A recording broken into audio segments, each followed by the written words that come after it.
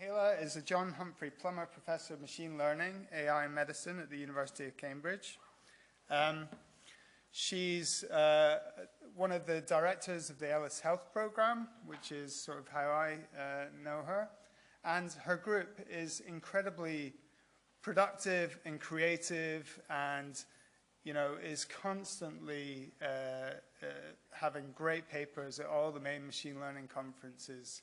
But what I think differentiates her work, or her group's work, from most groups in the kind of hardcore machine learning conferences is that she works so closely with clinicians and medical practitioners. She's really working on real problems and real data sets with cutting-edge methods, which is a great kind of combination that not many of us can aspire to.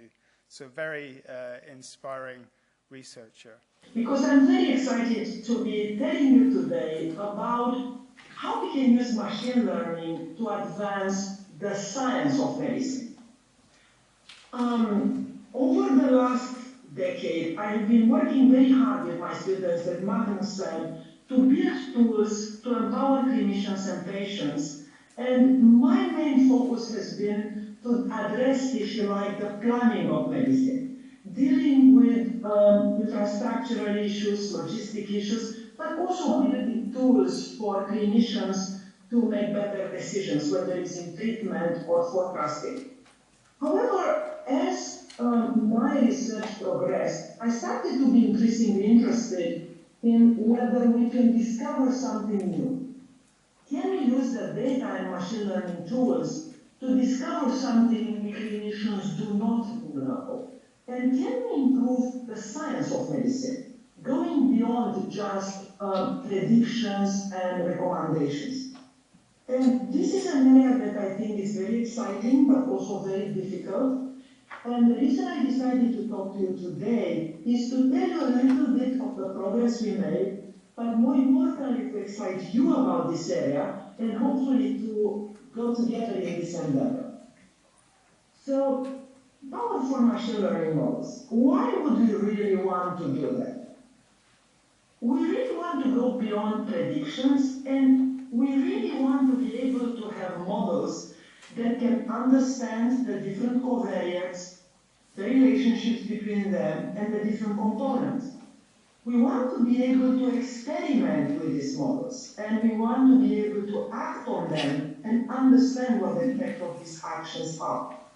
And this is something that we currently are unable to do with conventional machine learning models.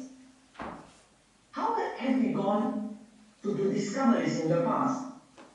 Usually we have human experts, scientists, that are able to discover a variety of what I'm going to call governing equations, and I'm going to come back to that in a little bit.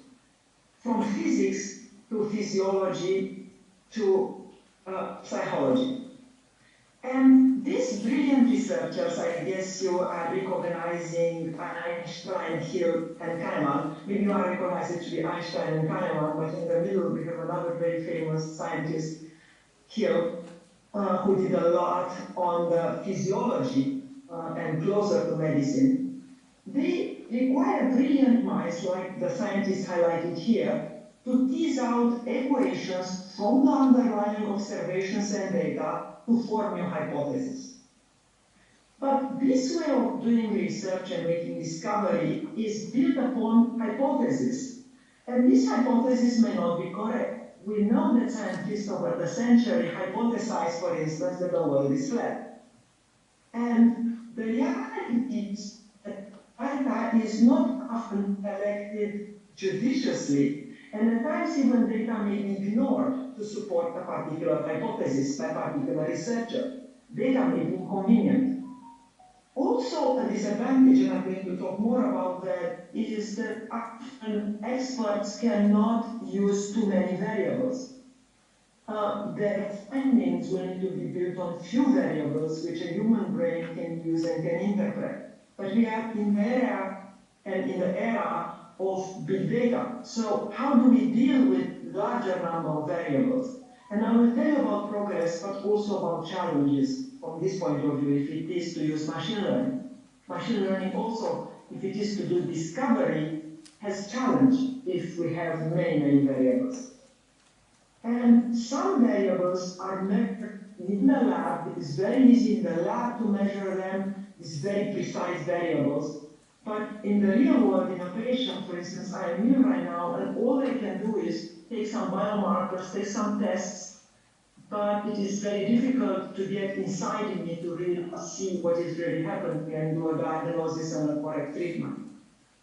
So ideally, what I would like to do is to do discovery in the form of governing equations, which are compact and closed form equations. And the reason I'm going to argue that we want such governing equations is they are concise, they generalize and are able to extrapolate beyond the data often.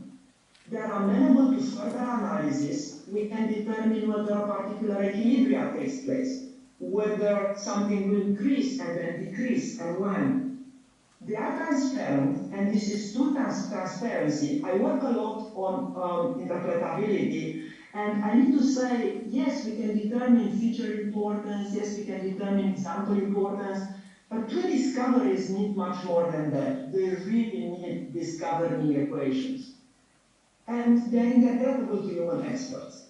So analysis can be done. And if you look at other fields, I'm going to take physics as an example, and most of you are familiar with these equations from maybe from your high school, and maybe the more advanced ones, you are familiar from your undergraduate or graduate degree. In physics, we do have such equations, and physics has progressed tremendously by discovering such complex equations. In physiology and in medicine, we have much fewer of them. We have a few of them in pharmacology, and I'm going to talk briefly about them later, but wouldn't it be wonderful to discover the governing equations of the human body such that we can much better understand what is happening? I'm going to argue that this is even harder than in physics, and my physics students often disagree with me, and it's true. Probably I'm talking out of the position of ignorance. But the reason I think in medicine is challenging is we cannot make more and more observations. We have only so many human bodies. And as I'm going to turn later, we are not able to go, as I mentioned, within the body to do all sorts of more precise measurements in process. So it is this reason why I think discovering governing equations and doing true discovery of understanding how the body reacts to different types of treatments and how the body evolves in the absence of treatments is, I think, an important frontier. And I'm going to do a ladder. My former colleague at UCLA, Professor Judea Pearl, who was a dear colleague for many years while I was at UCLA, he created his own ladder. I'm going to create my own ladder, and I'm going to go beyond causality. And I presented this to him a year ago, and he was very much endorsing and supportive, which was wonderful. So right now in medicine, with most of the machine learning work, we are at association. For instance, we can say this specific chemotherapy drug is associated with a certain side effect. For instance, liver dysfunction. We can go one step further, which is causal relationships, and you are going to hear from my good friend Chen Zhang about causality later, and I will talk a little bit about causal effect inference as well. In causality, we have often a graph structure which can uncover, for instance, the role of interventions and treatments. For instance, this specific chemotherapy drug for patients who have a low BMI and are women causes a liver dysfunction. We go one step up. But if we really want to make advances in medicine, I'm going to argue that we need to go one step further to discover these governing equations. And the reason behind that, we really need to understand dynamical systems and how these dynamical systems, these complex dynamical systems that the human body is, really react. So we need to go beyond graphs. We need to go beyond just simple estimation of effects into a quantitative analysis on how the body evolves and how interventions evolve. For instance, how does the drug affect, a particular type of drug affects a tumor growth over time? So let's start at the very beginning. The simplest thing one can do is to discover explicit functions. And I talked in multiple talks over the last couple of years over discovering equations that are static. And indeed, if you look at how, for instance, NIHS equations are used for risk prediction, here is an example for breast cancer, you can see that there are really equations that people have developed. They are based on statistics rather than machine learning. And it is such transparent equations that people are using for risk prediction. What we have done, and I'm going to just very briefly tell you on the static area, because I want to talk about time series, because this is what I think is exciting and really would be useful for medicine. But if it is to think about static predictions, what we have done a few years back was to take any black box machine learning model, an XGBoost, multi-level perceptron or an ensemble, and transform it into an explicit function that is interpretable in the form of a meta model. So what we do is we learn a meta model G, which is able to approximate model F. And in this way, we are able to be as transparent as regressions, but using nonlinear interactions. So if somebody says machine learning is not interpretable, what shall we do? Well, we have nowadays quite powerful methods. I'm not going to say that this works in all cases. We have started this agenda. Some people improved on this, and I think we can improve further. But we have now ways to take black box models and turn them into explicit functions as interpretable as regressions, but with nonlinear terms. However, there is a catch.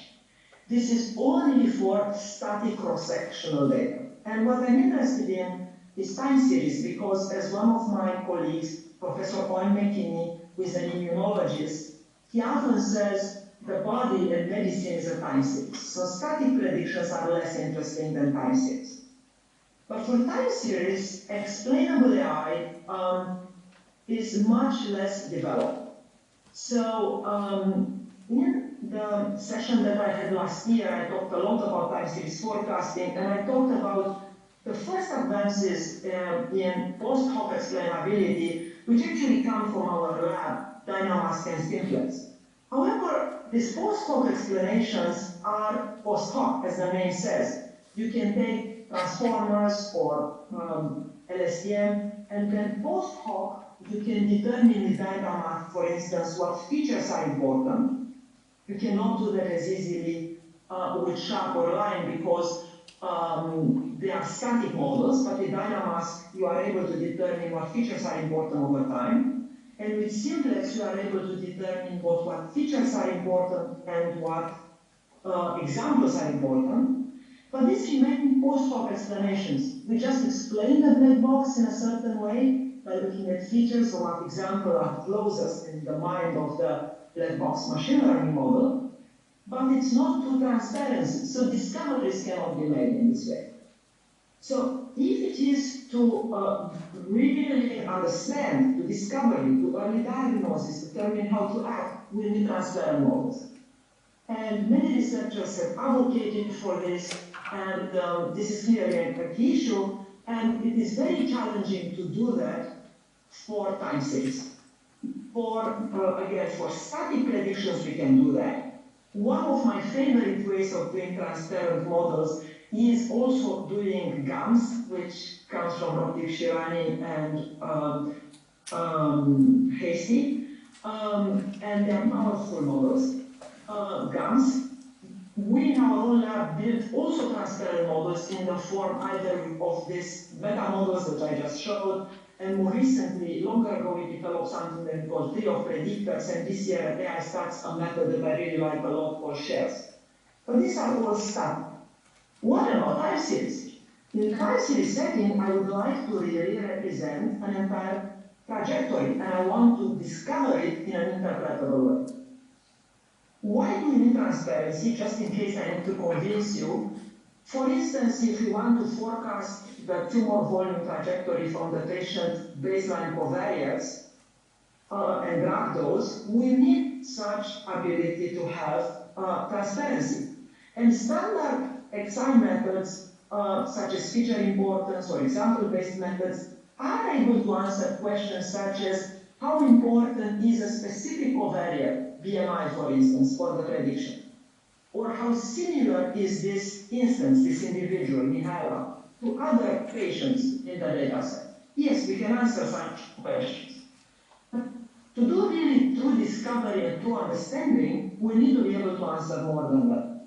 We need to be able to answer what if questions, what would happen to the model's prediction if a specific covariate changes, how should the covariate be modified to get a different prediction, and how still to be, what range of drug dose values keeps the prediction the same.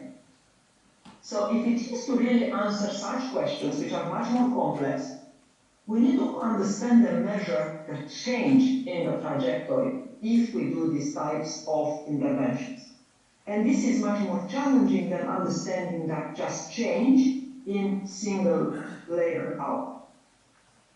With two brilliant students, Christoph and Tennyson, we have developed the world's first interpretable, by design, directly interpretable time series forecasting method. And I want to tell you a little bit about it because I'm very excited. I think this is a very big step, but just a step. And I really need help from people to really develop this agenda.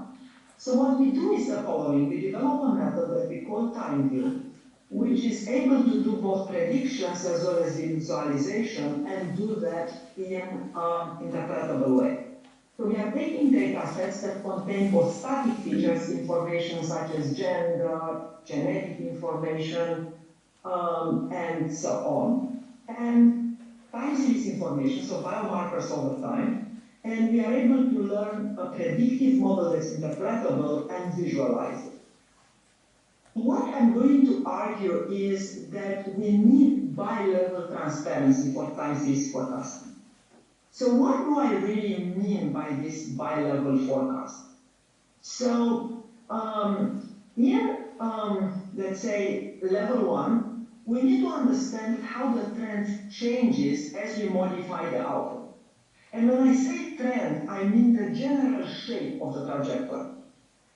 At the second level, we need to understand how the properties of the current trend change as we modify the input. What do I mean by the current properties? For instance, how does the minimum value change? How does the maximum value change? Are there multiple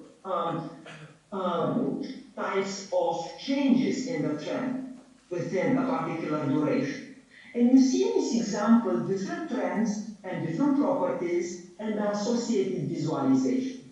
This is how we humans reason about time, and we would like to build methods that are able to learn from data in a similar way, having these two levels of understanding, so this bi-level transparency, such that machines, like humans, are able to describe and forecast trajectories by referring to these trends and properties, rather than just the values it attains.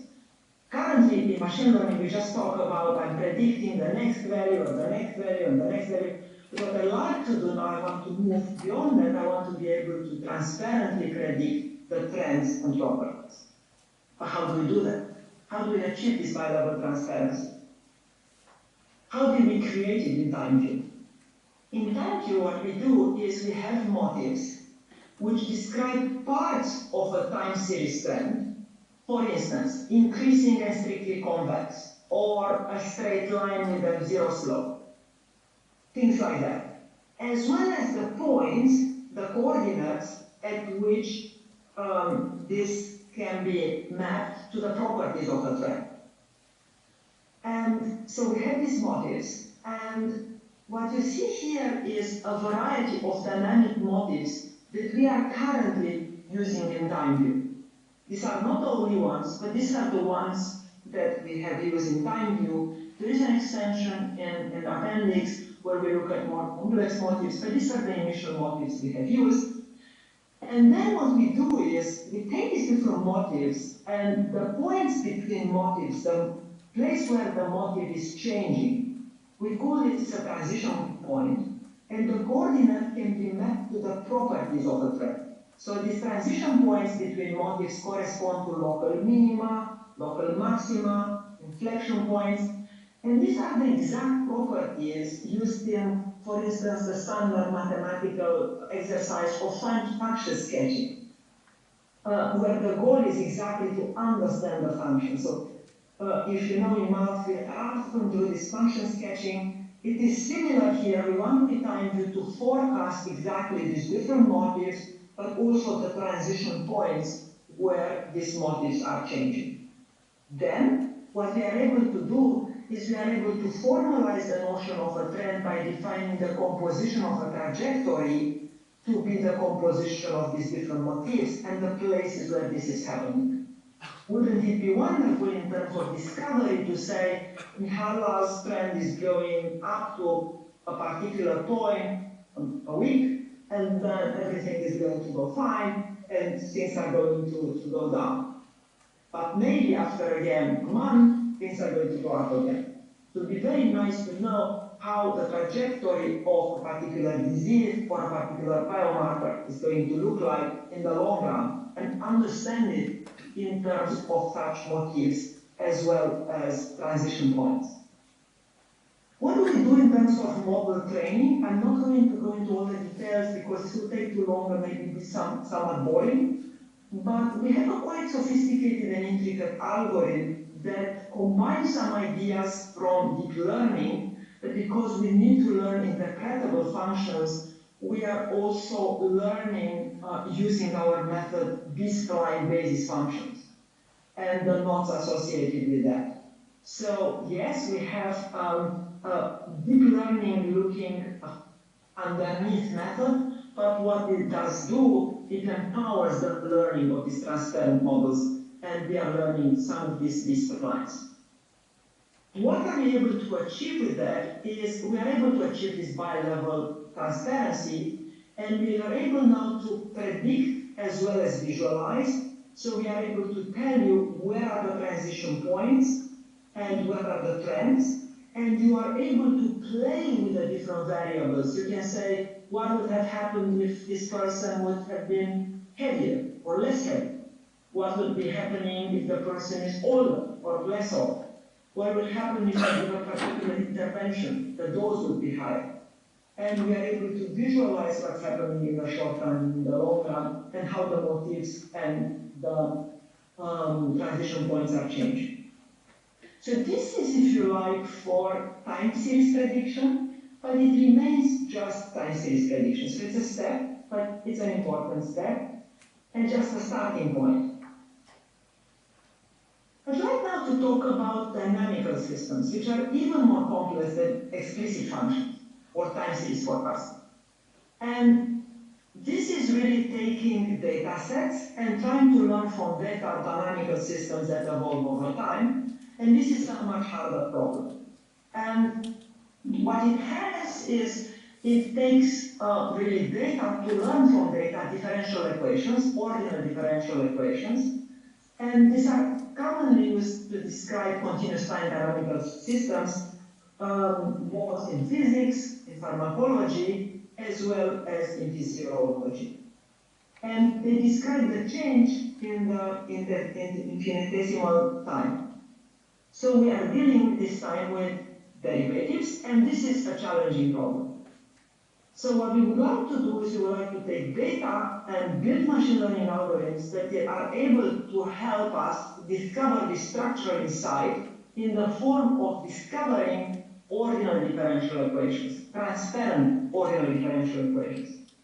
So no, I'm not talking here about neural ODEs where they discover an ordinal differential equations, but this is not transparent, so we don't know what ODE system is really learned.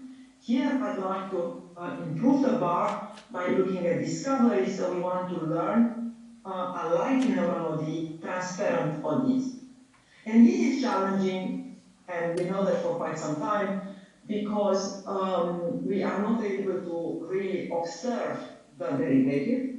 We only observe the longitudinal trajectories, so the states over time, and conventional symbolic regression methods are not applicable because of that, and solutions that have been built over time to this such as two-step symbolic regression, are often failing, especially in data sets that we have in medicine, which are noisy, irregular sampled, and so on, and where the systems may be somewhat chaotic at times. Another challenge associated with dealing with such issues is that the initial value problem of what is difficult to infer from data. So we observe something, we observe, for instance, a patient, but we don't know how it started. What was the initial point of the disease? We don't know that. And this is really challenging to infer from data. You just observe maybe something towards the end or something after the. Often when we have symptoms, we go to the doctor and measurements are only taken when quite significant symptoms occur. We don't know where this person started from and for how long this disease maybe has evolved. And again, with two students, Christopher again as well as Georgie, we built this method called DECODE, which stands for Discovering Closed Form Ordinary Differential Equation from Observed Trajectory, to do that. And the way we are doing that is by capitalizing on the variational formulation of ODEs, which is quite well established for a very long time, but which made additional progresses in the last 5 to 6 years. And the focus here is to understand how and why ordinary differential equations can be learned from data. And can be learned from data without a derivative. And this is what this variational formulation offers us. So let us understand just very briefly what this variational formulation does is enables us to learn on the basis of x, which is the trajectory, but doesn't require, unlike existing methods, the derivative of x. Just x. What it does need is the derivative of g. But g is a functional that we are going to be able to build, to construct. And we can choose g in such a way that the derivative is easy to compute, and then this enables us to compute in an easy way the entire functional. So what variational calculus, variational formulation of ODEs does, is turning the problem into a complex solution, trying to find a complex solution to the equation 1, to finding a much easier solution by looking at these functionals. And what the theory says is that the variational formulation of the ODEs enables us to find a solution to the differential equation, the original differential equation 1, if and only if the functionals Ej are equal to 0 for all the different functions which are continuously differentiable and vanishing endpoints. So what it is we need to choose testing functions g that form a Hilbert basis in this L2 space, which are continuously differentiable and vanishing endpoints. And one choice of function is the sine function, and this is quite wonderful. So this Fourier sine basis is actually a good basis. And as a signal processing person by training, that makes me quite happy, because we like Fourier sine basis. So what this enables us to do then is to take the trajectory over time and do an optimization in our algorithm where we are estimating the trajectories rather than the derivatives. And we can evaluate it on all the estimated trajectories from the first step and all the pre-specified testing functions. And then we do this optimization, but this optimization now is for g, and g is actually easy to differentiate function and hence suitable for symbolic regression. So what we have achieved in this way is a quite powerful way to really turn a problem that was previously intractable into a problem that is now easy to solve using symbolic regression. And we do that through these variational calculus ideas. And what we did is we tried to see if we can discover first something we know. And this is always the trouble with anything you discover. You need to really verify that indeed you learn something meaningful. So what we do first is we sample data from systems, dynamical systems that we do know, but we do like we do not know them. And we try to see if we can discover them correctly, whether the successful probability of recovering correctly these systems is high. And we look at a variety of systems from physics. You see here just 4 of them. And the reason we selected these physics equations is they are very similar to medicine, and I'll say a few words in the next slide. And the benchmarks that we looked at are the only benchmarks that exist which are really based on two-step symbolic regression. I'm also going to talk a little bit about non-transparent neural ODs as well. So what's happening? So why did we do these different types of physics equations is because most of them focus on asymmetric growth with saturation. And often in medicine, this is what's happening. We have asymmetric growth. And this is what we wanted to model and see if we can unravel such dynamical systems. So note upfront is the dynamical system, but this we do not know. We just observe trajectories, and we observe trajectories with different levels of noise, with different step sizes, with different number of samples. And what we wanted to see is, can we discover the right equations? And you see that indeed, with the code, we are able to discover these equations much better. The successful probability is much higher than the symbolic regression methods. And this is true in all the situations. And it is interesting because in certain cases, we may have just very, very few samples, and still we are able to discover it. We may have varying step sizes and still able to discover it. And we even played with non-varying step sizes. We also look at chaotic systems, which are even trickier. And here symbolic regression has a very, very hard time. But what's interesting is also that neural ODs, which are non-transparent, they struggle even more. And you may say, what's happening with this method? This method is actually a non-transparent method, it's a powerful method, what's happening? Well, neural ODs are not only non-transparent, they are also really relying on solving the inverse value problem to determine these initial conditions. And this is actually very difficult, and for chaotic system and non-periodic system, this is difficult, so the neural ODs struggle a lot. So again, the code is able to do really quite well. And can we do new discoveries? Well, we can try. So we tried in this particular case to discover the effect of chemotherapy on tumor volume. And for them, we had data sets of measurements of cancer patients from 8 clinical trials. We looked at a particular study, which is in the public domain for this. And we use this study to learn the underlying equations, the underlying physical equations that talk about the effect of chemotherapy over time. And this is the equations that we discovered, we decode, and with the alternative, most powerful method, symbolic regression, particular type of symbolic regression. And you can see that the symbolic regression is much more complex, and yet the trajectory is almost constant. While the code is simpler and it successfully captures something very important, which is this relapse. So it predicts that if we have no further intervention, the tumor volume would keep growing.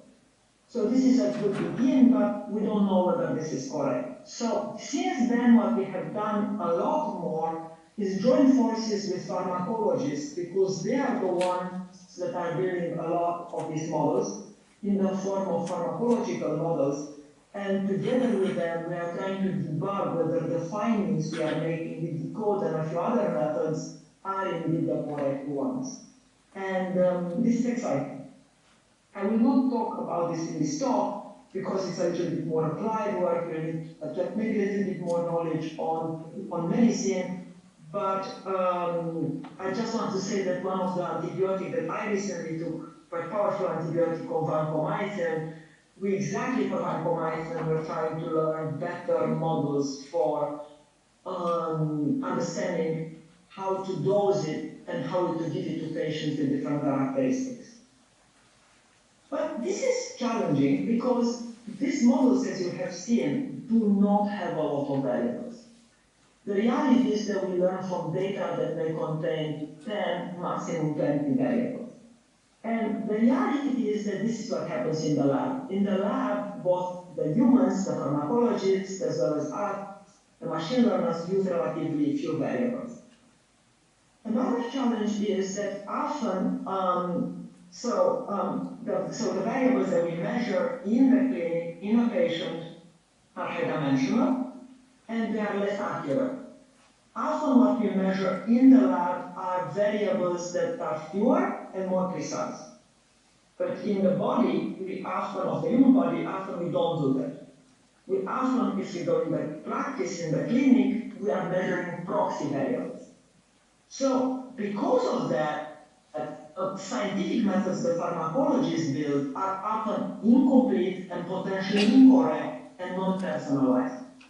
So the question is as puzzled us, and we have one solution, but this may not be the best solution, so I want to present it to you because I hope that we get as a community better answers to be able to treat patients better, is we build a way to bridge the scientific methods which are low-dimensional and often built on proxy, on scientific variables to the clinic. And we do this using machine learning. And this idea, I want to say, is useful for healthcare, but it's also useful in other areas. Prior to doing machine learning for healthcare, I did a lot of machine learning for economics and finance, and there a similar idea would hold. You would often have a macroeconomic model that's developed by and designed and discovered by a human, who may have got even the Nobel Prize for discovering the particular law. But then if it is to take that law to the real world, you often have challenges because the real world is containing many more variables, and many of these variables are not measured that the expert model contains. So this idea of hybridization of something discovered expert model with real world data that's high-dimensional is, I think, a powerful one. So what we do in this paper called latent hybridization model is we take this expert equation, this expert ODEs, either discovered by decode or by the pharmacologist, and embed them into a system of neural ODEs. And in this way, we create a latent hybridization model. What type of equations do I have in my mind? In our case, we often use PKPD models, which pharmacologists use. And these pharmacological models often use, as I call it, expert variables, such as the drug concentration. Well, you can measure in the lab on cells, or even on animals, you can measure by injecting them this drug concentration. But in the human, you can't. However, the advantage is that you can have access to this type of drug concentration and also measure the response to the drug, then everything is done very precise and these models can be very accurate. But the trouble is that, again, this is not measured in the clinic. For instance, we cannot measure the immune activation in an individual in a hospital or in the clinic. We can in the lab. What we can do in the clinic is measure proxies. For instance, we can measure C-reactive protein or higher level measures of inflammation and other types of biomarkers. For instance, white blood cells, red blood cells, creatinine, other organ or body level information. But this is is much less precise. And to see that this problem is actually a very important one, the fact that we want to learn these ODs for the human body, but the human body is complex. Let's take a real world problem where we first started to encounter this idea. And this was in COVID. And in COVID, both in the UK as well as in the Netherlands, dexamethasone was the first drug that was prescribed to patients that were severely ill in the hospital. And dexamethasone was a drug that was approved for use, but for other diseases, not for COVID. For asthma, for COPD, for severe allergies. And repurposing dexamethasone was very challenging because really the average treatment that was verified by clinical trials was for other treatments. And the clinical practice especially for COVID, was much more complex. And the biggest challenge is that the immune system activation that these PKPD models of dexamethasone require for is not observable. So the clinicians wanted to learn about the immune response and the immune system activation of the individual with COVID-19. And again, some people are immunocompromised, may cancel other infections. Some others may be healthy. So how to dose this was quite difficult, because patients with COVID-19, severe COVID-19, were all very ill. So it was very difficult to distinguish how ill they were and how well that immune response was for the particular individual, and hence how to dose this treatment. All the clinicians had at their disposal was this proxy measurement, which is called C-reactive protein, which is unspecific inflammatory marker. So CRP is all they were measuring. And expert variables which the PKPD models have, this is a PKPD model which is not invented by Decode, it's invented by humans, pharmacologists. It's very purified and very precise, but as you see, it uses information such as innate immune response, adaptive immune response. This information for dexamethasone concentration in the lung, we don't have such biomarkers. This is, again, not possible to measure in the patient. We just measure C-reactive protein. So what we wanted to do is we wanted to use C-reactive protein and other biomarkers that are measured to infer these variables that are unobserved, and then run the pharmacological model that was done by pharmacologists to be able to inform clinicians as to how to treat patients. So we did it using this latent hybridization model, which takes actually a neural OD, it takes this OD and embeds it within a neural OD. This is how we do it. And what we are able to achieve then is we are able to achieve we're able to learn on the basis of observations such as C-reactive protein, the underlying unobserved information. You see here two immune response and dexamethasone, and you see two patients with very different characteristics, and for these patients, clinicians end up doing very different solutions. What's interesting is this is a Neurix paper, contains a beautiful and elegant method, but the reason I'm proud is that the clinician really used this method in the University of Amsterdam Medical Center. And in our Neurix paper, you'll see pages and pages written by the clinicians of how to use this model. So it's really, I'm really quite proud that we did that. Now, what about solving even harder problems, such as partial differential equations? Well, this would be quite wonderful if we can do that, and especially if you are interested in understanding spatial biomarkers over time. So, for instance, how cells are changing over time. This would be really very powerful, but this is much harder for higher order ODs and PDs. And the reason it is difficult to search in this space, and the variational trick which we have used for discovering ODs may not work. So again, with Christophe and Georgie, we came up with Decipher, which is able to discover close-form PDs. But for that, we may need to make some assumptions. So let us discuss the assumptions made by the current methods. We call one of the assumptions that people make to discover PDs the evolution assumption. And it means that the PD is assumed to be of a particular form, where one side we have the derivative with respect to time, and on the other hand, we have all the other terms. And note that not all equations are of this form. So for instance, the Gauss law is not of this form. So this is bad. Another assumption that often made in the literature is that what's called the linear combination assumptions, which means that the equation is assumed to be linear in the parameters. And such equations actually cannot contain terms like science or exponential, where the theta is a parameter. So such equations are not possible. So current methods which make assumptions such as this to evolution or linear assumption are really very restrictive and not very useful for medicine. So we wanted to see whether we can do better, and we wanted to see whether we can relax this using a variational formulation. And these current methods that utilize the variational formulation make the evolution assumption and assume that the PD is a linear combination. And this is true for all the methods, including decode. So what we wanted to do is to see if we can come up with a relaxation of these methods. And again, this is not very trivial.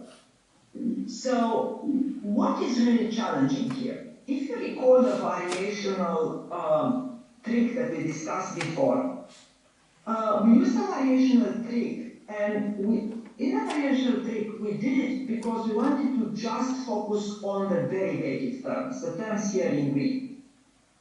But the terms that were not in green were terms without derivative, and they can be as complex as you like them. So if we look at all the proofs, it turns out that the terms without derivative can be as complicated as possible. This doesn't change whether the equation admits the variation formulation or not. The only challenging is the green part, which is the derivative. With that in mind, based on this observation, we propose the following characterization of PDEs. And we say that any PDE can be expressed in the following form, where we collect all the terms containing derivative into what we call a derivative bound part, and all the terms without derivative into what we call a derivative free part. And the significance of this idea is that the derivative free part can be evaluated directly from data, whereas the derivative bound part requires access to the derivative. So the derivative free part, very easy to deal with. We have no solutions. We can do the variational trick. The derivative bound part, it's challenging and still requires technical constraints for the variational trick to apply.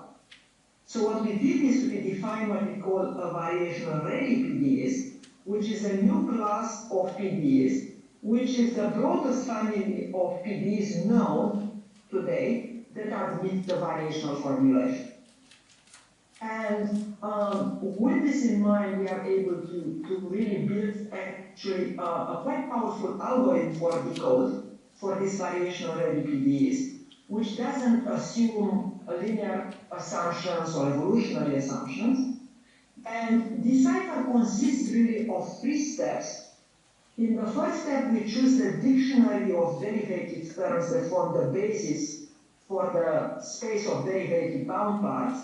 And this usually includes partial derivatives of various orders, or mixed derivatives, or even something more complicated, such as the derivative of a square of a function. Then we take our data set in step 2 and we estimate the fields, similarly to the way we do it in decode. And then we take our predefined testing functions and compute certain integral expressions involving derivatives of testing functions as specified in the dictionary. And all of this, if you like, is the pre-processing step. And then in step 3 is the actual optimization, which actually is quite challenging and requires some innovation, is this algorithm that we call COLI.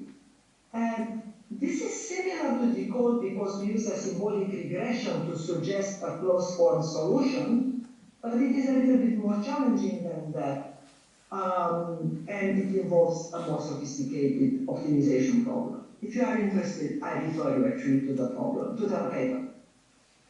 The reason we are excited about this is that while decode can determine pharmacological model, epidemiological model, human growth model, with this cipher we can go one step further because we can look at spatiotemporal models, populational model, age structure, epidemiological model. So this is actually quite nice.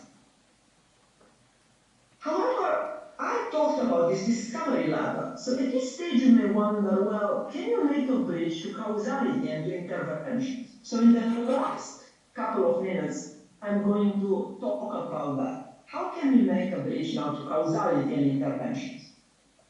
I have worked for a long time on a particular type of causality, estimating causal effect inference from data. And if you look back, when I started to work almost 10 years ago, I looked at static data. I started mainly to look at questions such as, shall I give chemotherapy or radiotherapy? Shall I give a particular type of chemotherapy or no treatment? And learn some causal effects, individualized treatment effect from data. Or, for instance, determining the dose, which is actually more challenging because it's not discrete, it's continuous.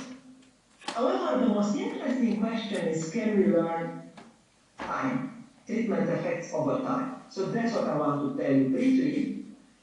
And the reason these questions are challenging, and you'll hear more about these challenges, I hope, from Cheng towards the end of the day, is that such data is biased. So these are no longer simple questions.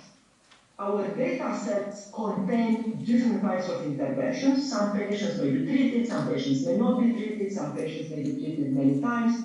So the data is biased. It's not a randomized controlled trial. It's an observational data. It's, for instance, an electronic record, and is biased by the intervention made by the clinicians. Note that this bias doesn't need to be necessarily bad. As a matter of fact, this could be positive, and if you are interested, we can discuss that more in the questions. But it's still bias that we need to deal with. So these are becoming causal questions and no longer predictive questions. So we need to ask causal questions if it is to do causal inference from observational data to determine what drug would be good for this patient or subset of patients. So we need to go beyond this prediction to individualized treatment effects. So what are individualized treatment effects? They are designed to predict and to understand how outcomes change due to treatment. For instance, will my survival be better if we take treatment A or B? Or will my survival improve upon treatment? This allows for asking what-if reasoning questions in medicine, which are very important about effectiveness and safety of drugs. And for that, we need causal machine learning rather than the traditional machine learning. With traditional machine learning, this is great for scoring, for making forecasts, for making predictions. So things like time view are fantastic for that, what I talked up front. If you want to know when to start a treatment, then it's fantastic, but if you want to ask how to treat, you can't with things like time view or forecast. For that, as I mentioned, we need causal machine learning. And this is important, and especially I'm increasingly interested in the last couple of years to go beyond just static interventions into dynamic interventions, because again, medicine is a time series. I want to determine how to treat, but also when to treat. When to stop treatment, when to add another treatment. And these are, again, all very challenging. And we as a community, my lab, but not only my lab, many others have worked on this topic for quite a long time. And I'm delighted to say that we are reaching maturity. And if you want to get a good overview about this area, I'm delighted that in recent times, just this May, just last month, we were able to publish a paper in Nature Medicine where we are talking about how causal machine learning can be used by clinicians to predict treatment outcome. And this is a result of a lot of work together with collaborators, especially Stefan Feuchtner group. Another area that I mentioned we do a lot of that is together with pharmacologists. So this is one of the many things we have recently done. This is published in a pharmacology journal, trying to determine individualized dose, precision dose for treatment effect. And again, if you want to read much more about our work in this area, we have a comprehensive website dedicated to it. But now let me say a few words about solving this problem. So, as I mentioned, this is a causal problem, and it is a nasty one. Because as you see this causal graph highlighted here, we are dealing with longitudinal confounders, so time-dependent confounders. And you may ask, what is time-dependent confounder? Well, are patient covariates. They could be blood tests This blood test may be affected by interventions, potential treatment, and when this has happened. So this time-depending confounder occurs when patient covariates are affected by past treatment, which in turn will affect future treatment and indeed outcomes. So you see this time bias from time-depending confounder highlighted here, and this is even a simple example. You can imagine if you have a long amount of time. The way usually people have addressed this was by the introduction of marginal structural models, and this is by some gods of causality, some of my gods of causality, Robbins and Hernan, who developed many models, including the marginal structural models. And the way they deal with confounding is by inverse probability of treatment weighting. This is powerful if you are interested in average treatments, but the reality is that they are not working very, very well, especially if you have limited data and more complex data. We try to empower marginal structural models with more powerful neural networks by making the temporal model recurrent a few years back, but we observed that still the performance was not very good. So then, over the years, we improved again and again. First time we improved by building something that we call counterfactual recurrent networks, by allowing us really to look at how we can actually use a sequence-to-sequence architecture which takes what has happened including treatment up to the current time and creates counterfactuals using a sequence-to-sequence model. So you can think about it almost like a translation in different languages given different types of interventions. The challenge here is the fact that we need to deal with this confounding bias. And the way we deal with it here is through domain adversarial training.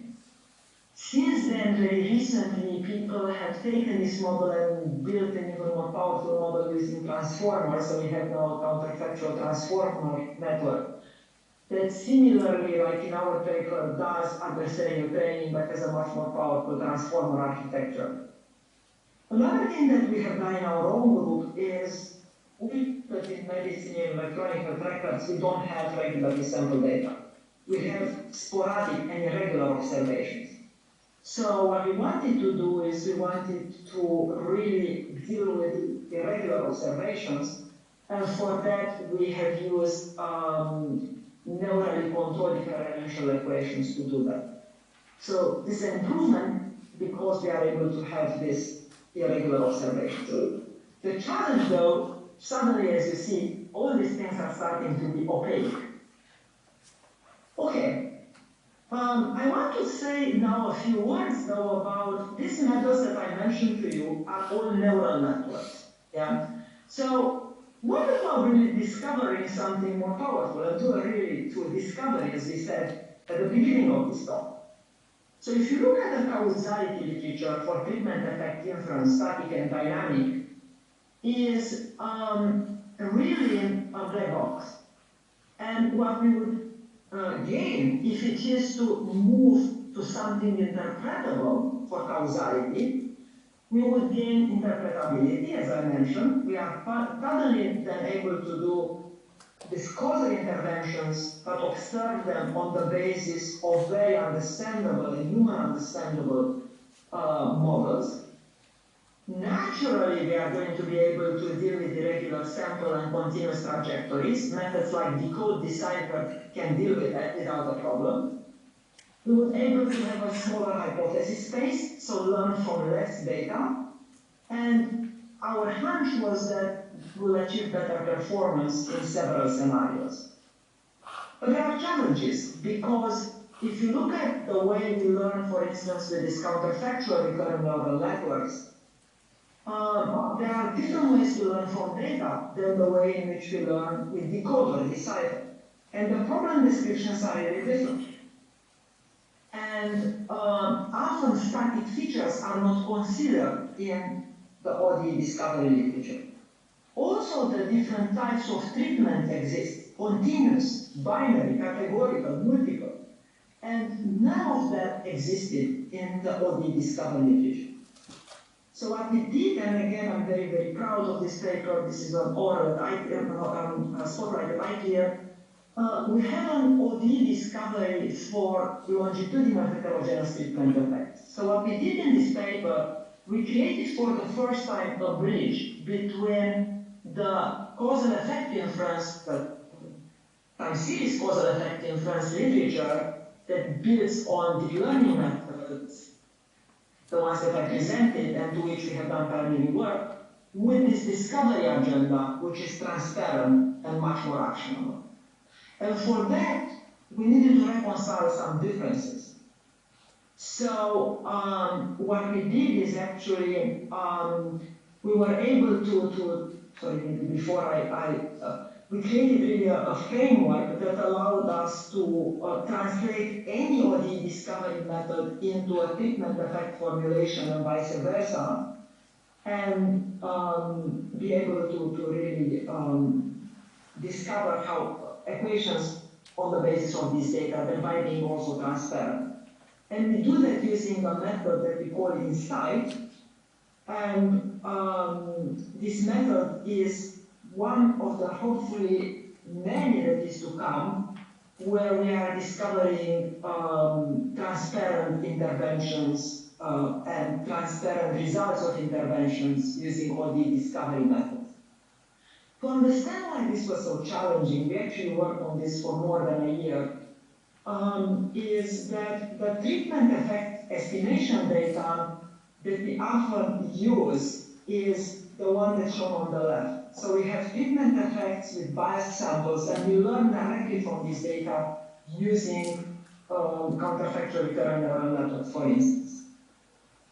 However, what we really would like to learn, not what, so the standard treatment effect methods like the counterfactual recurrent neural network learn representation on the basis of such data. What we want to do in this transparent case, we want to learn ODs, and we have the challenging task that we need to learn transparent ODs refined for each specific patient. So much more challenging task. So not a neural opaque observation of the network, but rather non-transparent, a transparent OD that's personalized. And doing that was challenging, reconciling this field of causal effect inference that was based on neural networks with this causal discovery of ODs was challenging because we needed to really reconcile three disparities between this treatment effect literature and ODs discovery. We have different assumptions, we have discrete, not continuous treatment plans, and we have variability between subjects. So each discrepancy is explained and reconciled. For instance, transforming an OD discovery method into a treatment effect discovery requires new set of identification assumptions. And this is not a limitation. Instead, this is an extension of typical causal effect inference identification assumptions, which may often not hold very often, but for OD discovery, they much more often hold, so they are much more linear. So we improve on causal effect inference in this way. So we are accepting the OD discovery assumptions, which are more linear. Number two, we incorporate treatment plans as dynamical systems, and that require actually extension to causal discovery methods to allow for these interventions to be brought in. And finally, in classical OD discovery setting, we usually have only one kind of between-subject variability corresponding to a noisy measurement, which is the residual unexplained variability, or RUV. And however, there are a few other sources of variability that need to be accounted before we can take a treatment effect estimation problem and turn it into a discovery problem. And this is what we actually solved as well in this paper.